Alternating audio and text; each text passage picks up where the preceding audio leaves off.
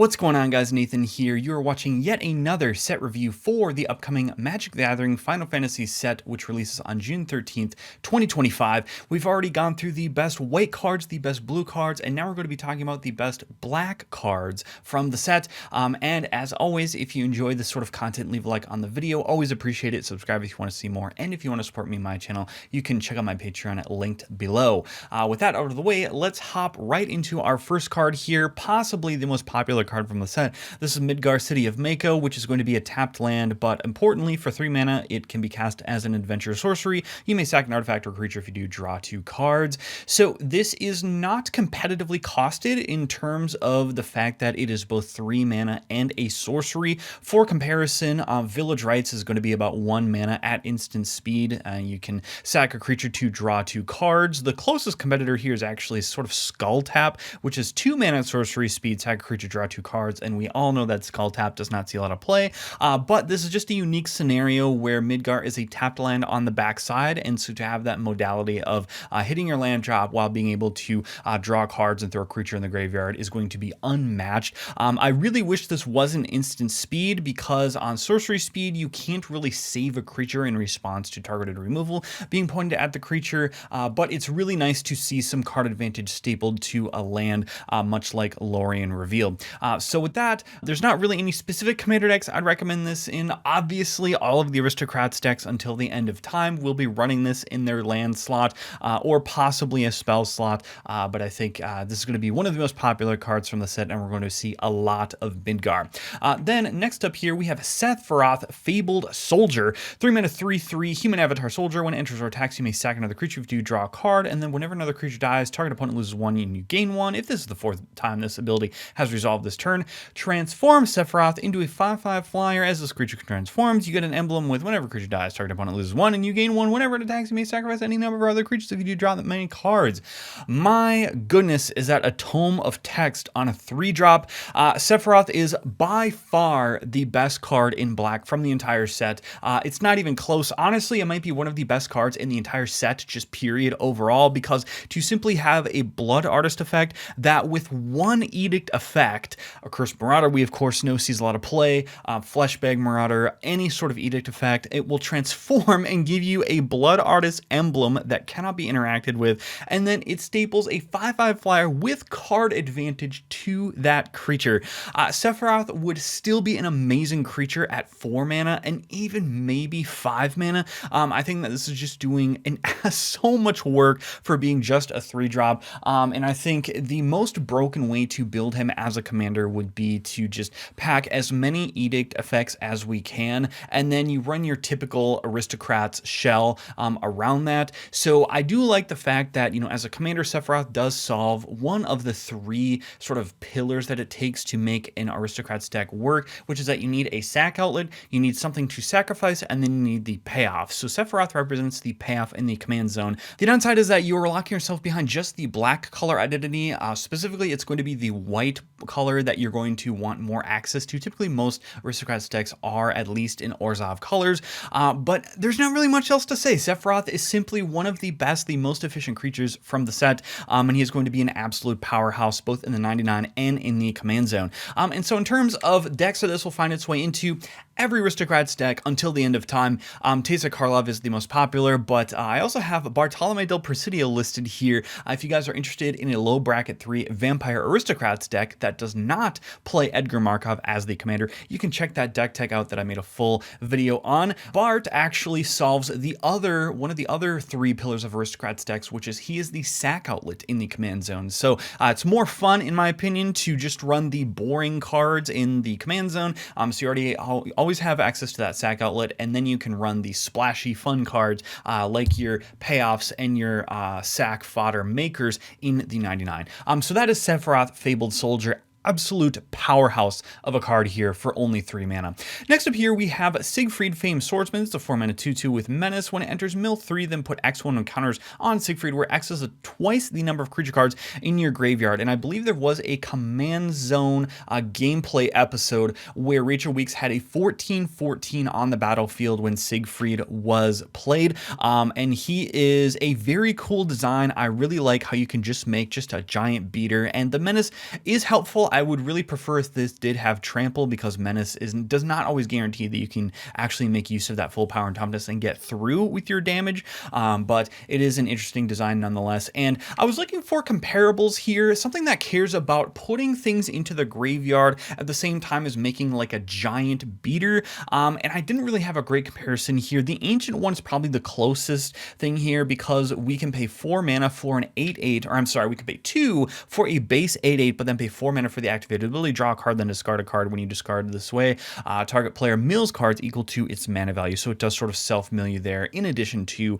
a targeted discard, but that's for more mana. Lord of Extinction, one of the classics that's always just a big boy there, with a star power and toughness equal to the number of cards in all graveyards. So Siegfried, I think this is the first real time we've seen just an elegant design combination of milling and then making like just a big boy on the battlefield. And so therefore I really like this in not only rogue decks, specifically like Kami's Obscure Oculus, can force creatures to be unblockable, and typically Kami's is run for rogue tribal decks, and you can get all sorts of tribal benefits there. Also, Gerard Golgari Lichlord is going to be a graveyard deck that will also care about power and toughness, because you can sacrifice another creature to force each opponent to lose life equal to the sacrificed creature's power.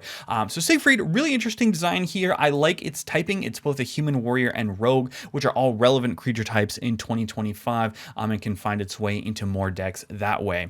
Next up here, we have Gaius von Belsar, 4 mana 3/2 human soldier. When it enters, choose one. Each player sacrifices a creature token of their choice. Each player sacks a non-token creature of their choice, or each player sacrifices an enchantment of their choice. Now, the going rate for a forced non-creature sack is about 4 mana here, the comparison being Chain Devil. What I really like about Gaius, or Gaius, I'm not really sure how to pronounce it, we'll go with Gaius for now, is because he represents a cheaper way to force an edict for enchantments.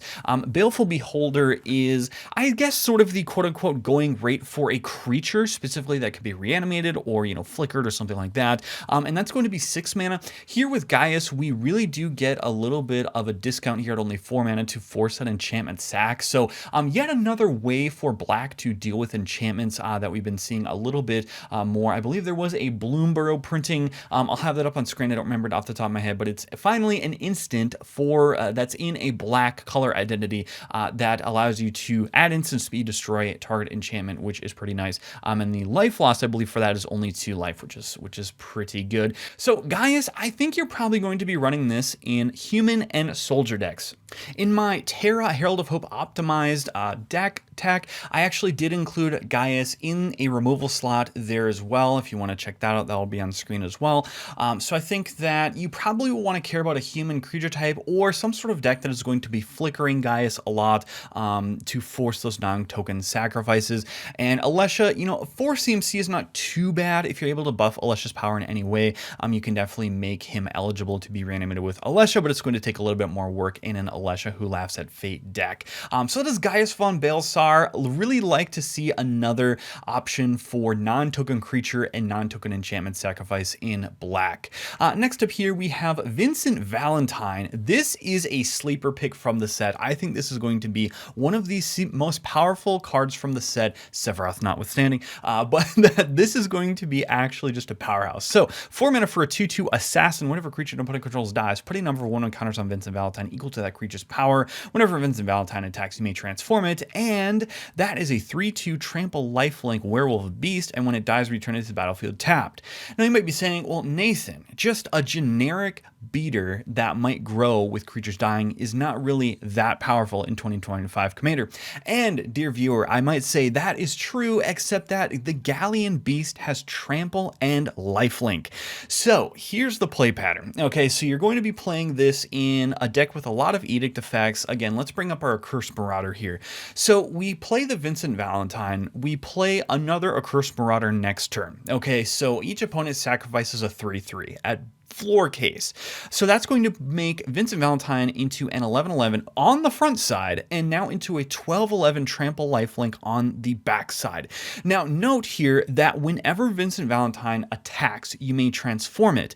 So this thing, as long as you can meet the criteria that you are forcing opponents to have their creatures die, it's going to immediately swing with that trample and lifelink. So you can sort of think of that trample and lifelink and the other portion of the text there as being on the front side of Vincent Valentine because we just auto get the transform regardless. So think of Vincent Valentine instead as long as I can force an edict effect, this is a 12/11 trample lifelink for only 4 mana. The downside to that gigantic stat body there is that we have to have some sort of forced sacrifice or forced death on our opponent's board before Vincent Valentine can swing. So it is big sad if Vincent Valentine has to just sit on the battlefield and not do anything the turn that the summoning sickness wears off and he's able to attack. But if we are in an edict heavy deck, which many black decks are because they're forcing, lots of death triggers and benefiting value wise off of that, then Vincent Valentine is now again a 12/11 floor case trample lifelink, not even withstanding that our opponents might be sacrificing more powerful creatures, and we might be looking at perhaps like a 15/14 trample lifelink or something like that. The key here is trample and lifelink are really bringing this card alive because not only can you get through with that damage, the lifelink will allow you to survive whatever crackback is going to come your way, and so it's almost like this has trample and vigilance, but just a better form of that because of course with lifelink we can absorb burn damage better. So Vincent Valentine I think is a secret sleeper hit within the set, and I'm really high on this card. I would like to experiment with this card, but as far as commanders that this might go in, anything that's going to be leveraging that power and toughness, so any sort of like green berserk type of deck, perhaps like a Henzi deck might want Vincent Valentine, or just anything that's going to be forcing a lot of sacrifice. So Braid's Cabal Minion was recently unbanned, and she can also force a lot of death triggers for your opponents as well. And we might even be happy with just one creature dying if we're holding like a Tragic Slip or any sort of just 1 mana destroy a creature type of effect. I like to run, I believe it's the 2 mana destroy 2 target creatures if a creature died this turn. That's a really good one. Or Curtain's Call. We're already running a big removal suite of destroy effects in black, and so I think Vincent Valentine is going to benefit a whole lot off of that and be just a powerhouse big body with trample lifelink as a result of that. So again, with Berserk, with him transformed as the Galleon Beast, it will come back once that creature is destroyed, and it will be tapped then, ready to then get pumped up for another swing. And we'll move on to Rejoin the Fight, 6 mana sorcery, mill 3, then starting with the next opponent in turn order. Each opponent chooses a creature card in your graveyard that hasn't been chosen. Return each card chosen this way to the battlefield under your control. Now, this is a similar effect to a very competitive, I'll say, archetype of this sort of card. Ever After is going to be a 6 mana, reanimate 2 creatures from your graveyard. Afterlife from the Loam is a recent printing here, which has Delve, and then we actually get cards from each player's graveyard. So Afterlife from the Loam is probably the most efficiently costed of all of these effects. Rejoin the Fight is going to always be your 3 worst cards from your graveyard. So the question I would ask myself is 3 bodies, the 3 worst bodies in my graveyard, better than something like an Ever After or a Victimize, which are going to be the 2 best creatures from my graveyard? And I think the answer is, if you're in a reanimation deck, more bodies is better than less bodies because all of your reanimation targets are going to be absolutely busted. So I think that Rejoin the Fight is probably going to edge out Ever After in terms of what gets run within these decks that are willing to play a sorcery within this spell slot. Again, Victimize is probably the most efficient within this slot, but after that, if we're looking for just big mana advantage and card advantage with these big reanimation effects, I think Rejoin the Fight is competitive in this slot and might see some play. So you're going to run this in your big reanimation style of decks. Marin of Clan Neltoth, classic one. Raffine Scheming Seer is a giant self-mill and reanimator engine, so I think you're going to see this in your reanimation decks. Then we'll move on to our honorable mentions. Not that many in the main set here. I think Black did get the shortest end of the stick for Final Fantasy, but that's okay because Black's already plenty powerful in Commander. And so our first honorable mention here, we have a few of them. The Falcon Airship Restored is going to be a vehicle that deals combat damage to players. You may sacrifice it when you do return a creature card from your graveyard to the battlefield, and we can reanimate it itself for 5 mana. This, I think, goes specifically in Greasefang decks and pretty much nowhere else. Of course, Greasefang is going to be reanimating your vehicles, and I think the Falcon Airship Restored is just a windmill slam into Grease Fang because it does more reanimation.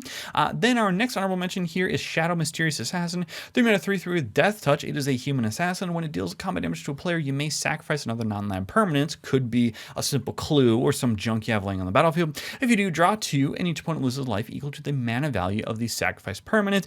So I like this in specifically assassin decks. I think Altair might want this card because it can be basically be put onto the battlefield tapped and attacking, and then you get that combat damage trigger.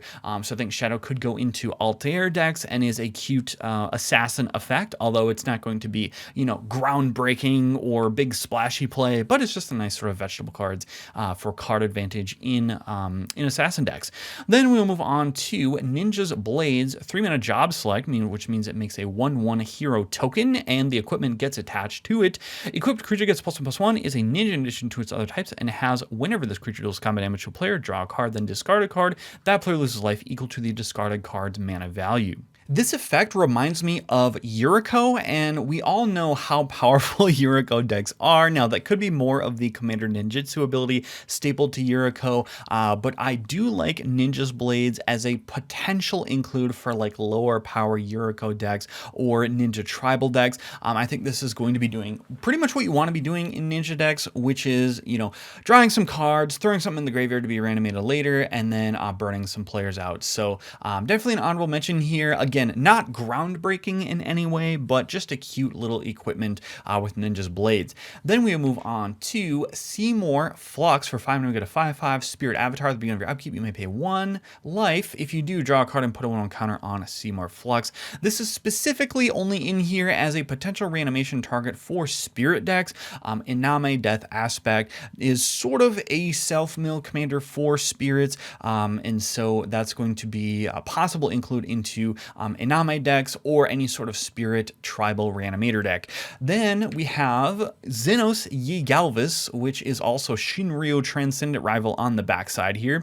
Xenos is a 5-mana 4/4. Whenever it enters, choose a creature an opponent controls until end of turn. Creatures other than itself and the chosen creature get -2/-2. When the chosen creature leaves the battlefield, transform Xenos into a flying 8/8 as this creature transforms into Shinryu. Choose an opponent. When the chosen player loses the game, you win the game. When we look at this design, my first impression is that this is a trap card. I really don't think you should be running this card because anytime somebody in a casual commander game sees the words win the game or lose the game on a card, that will get you killed. So while Shinryu is an 8/8 flyer, and assuming that when you get the ETB off of Xenos, you can reliably kill a creature in order to transform it, I think what you really care about in this particular instance is casting a 5-mana 8/8 flyer, potentially also being a dragon if you have dragon synergies, but the problem is that it instantly makes you a target because now all it takes is that instead of having to deal 120 damage to the table, you now only have to deal 40. And so I think that this is a bit of a trap card because players will immediately, you'll become the arch enemy and people will try to take you down first. So word of caution with Xenos, I wanted to mention it as an honorable mention because it is a very cool effect, but I would personally stay away from this card. And that will take us to Zodiark Umbral God for 5 black pips. We get a 5/5 with Indestructible. When it enters, each player sacrifices half the non-god creatures they control of their choice, rounded down. Whenever a player sacrifices another creature, put a 1/1 counter on Zodiark.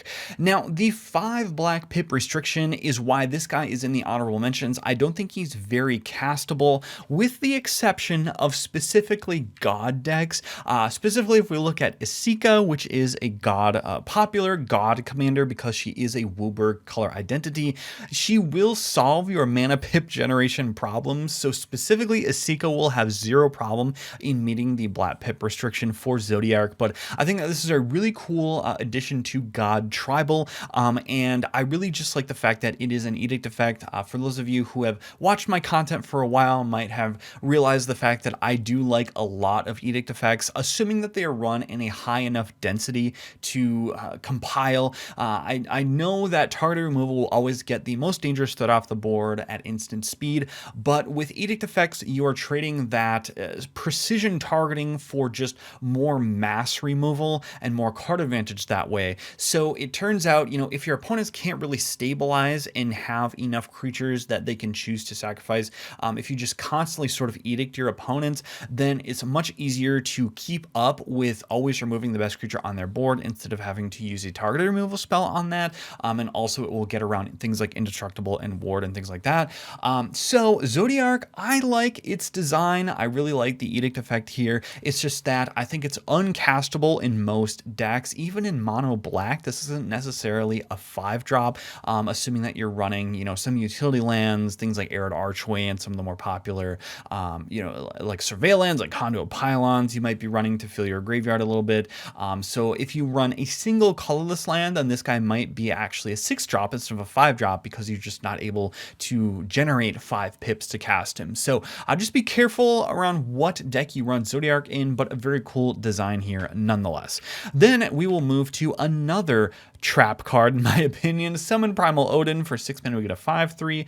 Chapter 1, destroy target creature opponent controls. Chapter 2, this creature gains whenever this creature deals combat damage to a player. That player loses the game. And Chapter 3, draw 2 cards. Each player loses 2 life. So you might think, well, this is an insta slam into our Night Reanimation decks, like Sidar Jabari of Zelfir. But again, I will caution you, dear viewer, Chapter 2 will automatically make people focus you down and will kill you and will actually lower your win percentage, because you want to be, playing with the table here, making deals, not really being the arch enemy, but really sort of trying to keep the arch enemy in check. And while we only have that 1-turn window with Summon Primal Odin to swing with it before it actually perishes because it is a saga, that 1 turn, I think, is still enough to force people to turn against you, even if there are bigger threats at the table, because they don't know if you're able to give this creature flying or any sort of evasion, trample. Any sort of trample giver will basically make somebody just insta-lose. Also, I will say that the actual act of swinging with this, even if you have an opponent with no blockers, you swing out them with Chapter 2 enabled and that player loses the game. That's just not a very fun way to take somebody out of the game. It feels very Voltron, and now that person just sort of has to sit there for the rest of the game. So I think it's a little bit anticlimactic of a card, and I think this will actually lower your win percentage, and I would avoid Summon Primal Odin, but it's in the honorable mentions because it is an interesting design. Next up here, we have Arden the Usurper. For 8 mana, we get a 4/4 Elder Human Noble. Demons you control have Menace, Lifelink, and Haste. At the beginning of combat on your turn, exile up to 1 target creature card from a graveyard. If you exiled a card this way, create a token that's a copy of that card, except it's a 5/5 black demon, which can swing right away. So you get a reanimation the turn this thing comes down. That is both life. It's a hasty lifelink 5/5 with, I believe, is it flyer? It's not a flyer. Interesting. I didn't see that. Normally, demons just naturally fly. But I think Arden itself as a card is going to be more of a reanimation target in your demon tribal type of deck. Goes probably more into Rakdos, Lord of Riots, although I think with Rakdos, this might be a troublesome include because you are typically packing your deck with more like burn pingers than like South Mill necessarily. So I look at Arden more as a reanimation target because it's going to be too expensive at 8 mana. I mean, at 8 mana, we're hoping to win the game with 8 mana.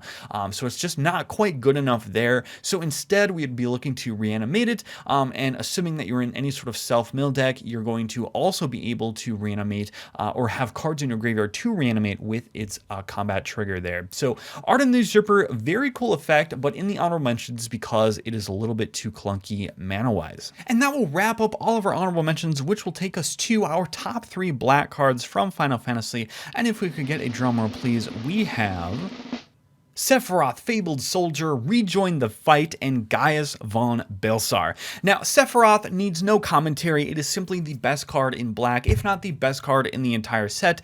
Every single Aristocrats deck until the end of time will be running Sephiroth, assuming that they can afford it. I'm assuming this guy is going to be between $60 and $100 because he is a Chase Mythic. My goodness, is he going to be expensive.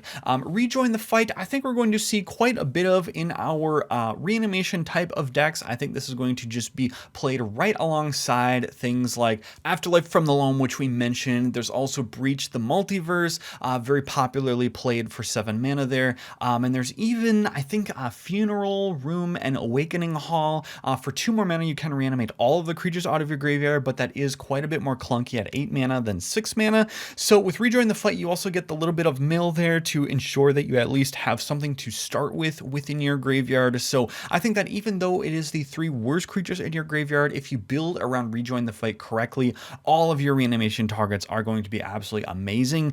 So therefore, I think it's going to be an incredible source of mana and card advantage. And then Gaius von Belsar is here simply as a more popular pick. I think that we're going to just see Gaius the most because not only is he a great edict effect for enchantments, which black is sorely missing out on enchantment removal, but it's a great non-token creature forced sacrifice, which the going rate for that is already about 4 mana. So the fact that we get a choice between enchantment and non-token creature is going to be great for Gaius there and a more power cut version of Chain Devil. So I think Gaius we're going to see in a lot of human and soldier decks or just general reanimation decks. So that is my black Final Fantasy set review, folks. If you enjoyed this video, leave a like on it, always appreciated. Subscribe to see more, and if you want to check out my white and blue set reviews, those will be on screen now.